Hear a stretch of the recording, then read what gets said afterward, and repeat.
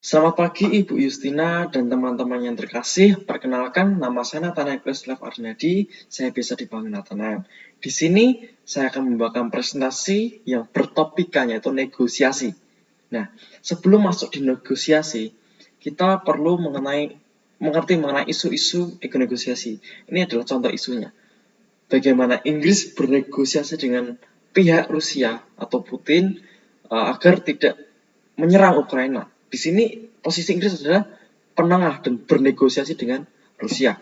Nah, coba perhatikan dengan isu berikut ini. Cara negosiasi untuk mendapatkan kenaikan gaji. Bagaimana karyawan bernegosiasi untuk mendapatkan kenaikan gaji. Nah, dari dua isu ini, apa itu negosiasi? Nah, negosiasi adalah proses penetapan putusan secara bersama di mana pihak-pihak yang terlibat memiliki preferensi yang berbeda. Semua bisa katakan berbeda. Yes. Oke. Nah, di sini ada 3 karakter negosiasi. Yang pertama adalah senantiasa melibatkan orang. Baik itu secara individu, baik itu secara kelompok, baik itu secara organisasi, baik itu secara perusahaan, atau yang lainnya. Yang kedua, memiliki ancaman terjadinya atau di dalamnya mengandung konflik. Ketika kita siap bernegosiasi, ketika kita mau untuk bernegosiasi, maka bersiap untuk adanya gesekan atau gempuran terhadap kedua belah pihak. Yang ketiga, menggunakan cara-cara tertentu, yaitu cara tawar-menawar. Bagaimana kita mencoba, bagaimana kita mempengaruhi orang lawan kita untuk bernegosiasi atau mendapatkan keuntungan. Nah, kita harus mengerti juga yang keempat, hampir selalu berbentuk tatap muka. Maksudnya di sini adalah komunikasi. Katakan komunikasi. Oke, yang menggunakan bahasa lisan, gerak tubuh maupun ekspresi wajah. Yang kelima, negosiasi biasanya menyangkut hal di masa depan dan atau sesuatu yang belum terjadi dengan garis bawah tujuan. Oke, kita memiliki tujuan yaitu menyenangkan diri kita, menguntungkan diri kita. Nah, yang keenam, ujung dari negosiasi adalah kesepakatan yang diambil kedua belah pihak. Oke, katakan sepakat. Nah, sepakat yang diambil oleh kedua belah pihak. Meskipun ujung-ujungnya tidak sepakat, tetapi itu adalah hasil dari negosiasi. Nah, seperti itu. Negosiasi adalah perundingan. Katakan perundingan. Dan negosiator adalah perunding. Negosiasi adalah sebuah objek, tapi negosiator adalah subjek. Dan dari negosiator ini adalah ada beberapa tipikal, yaitu tipikal pertarung, tipikal kolaborator, atau tipikal kompromistis, dan semuanya saling berkaitan. Seperti itu. Nah, di sini adalah karakteristik negosiasi yang baik atau negosiator yang baik. Yang pertama adalah percaya diri, PD, terhadap semua alasannya, terhadap semua hal yang dia utarakan kepada lawan negosiatornya. Yang kedua, menciptakan penampilan yang baik. Yang ketiga, dapat mengendalikan emosi. Bagaimana kita bisa menghargai orang lain, itu juga salah satunya yaitu mengendalikan emosi kita agar tidak saling bertabrakan. Yang keempat, menghargai orang lain. Dengan cara apa? Dengan cara jaga omongan, dengan mengendalikan emosi, dengan merendahkan hati. Seperti itu. Yang kelima, tidak merasa sempurna. Manusia ciptakan tidak sempurna, sehingga apa yang kita utarakan itu belum sempurna. Kita juga harus memikir ramah, sopan, simpatik, dan humor agar membuat suasana negosiasi itu seperti rasa kekeluargaan.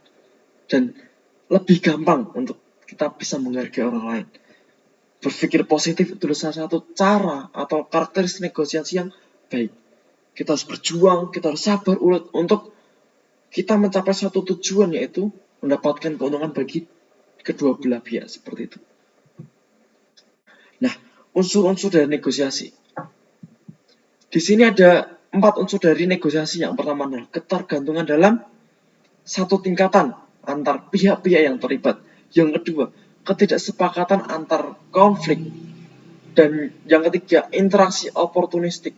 Setiap pihak punya keinginan atau berusaha untuk mempengaruhi orang lain. Kedua belah pihak ini saling mempengaruhi satu sama lain. Dan output dari ketiga itu adalah kesepakatan. Seperti itu. Nah, tujuan dari negosiasi. Yang pertama adalah tujuan agresif. Berusaha untuk memperoleh keuntungan dari kerugian orang lain. Yang kedua, tujuan kompetitif. Berusaha memperoleh sesuatu yang lebih dari pihak lawan. Ini hampir sama agresif. Tujuan yang ketiga, tujuan kooperatif. Berusaha memperoleh kesepakatan untuk saling menguntungkan. Ini tipikal orang yang mutualisme, tujuan yang mutualisme. Bagaimana kita bisa menyenangkan orang lain dan bisa menguntungkan diri sendiri. Yang keempat, tujuan pemusatan diri. Berusaha memperoleh keuntungan tanpa memperhatikan pihak lain. Yang kelima, tujuan defensif. Bagaimana kita bisa memperoleh hasil dengan kita menghindari yang negatif. Kita menjaga hubungan, kita tidak bentrok, kita bersatu seperti itu. Dan tujuan kombinasi, bagaimana kita mengkombinasikan tujuan tersebut untuk kita bisa mencapai suatu tujuan dari diri kita sendiri. Nah, ini adalah paradigma negosiasi.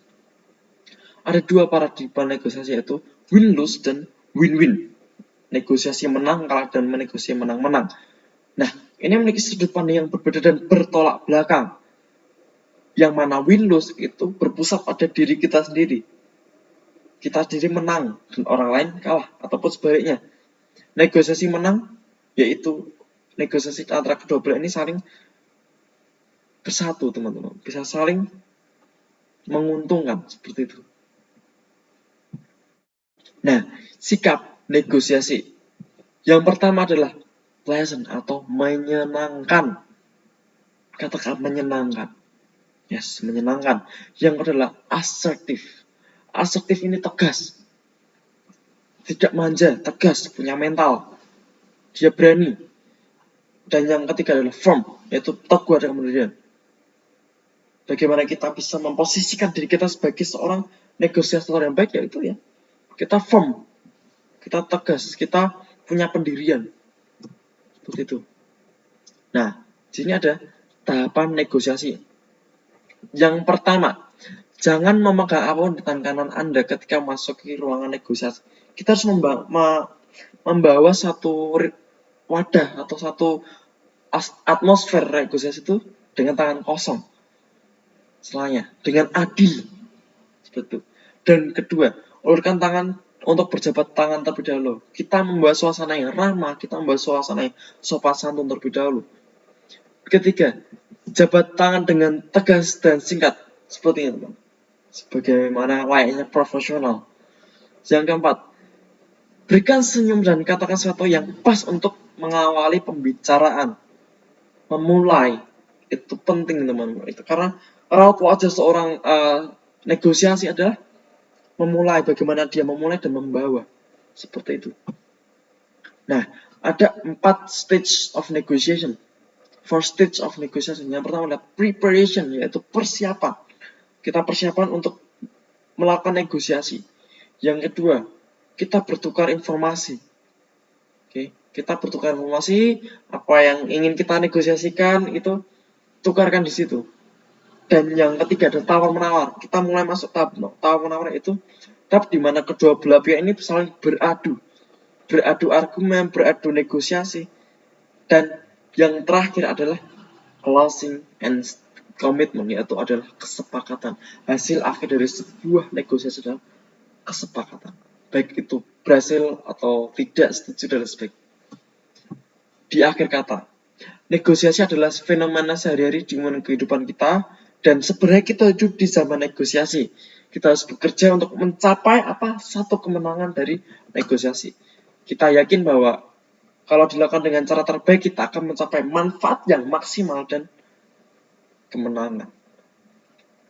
Akhir dari kata, saya ucapkan terima kasih. Maaf jika kalau ada kesalahan, tutur kata yang salah, dan saya ucapkan terima kasih. Tuhan Yesus memberkati.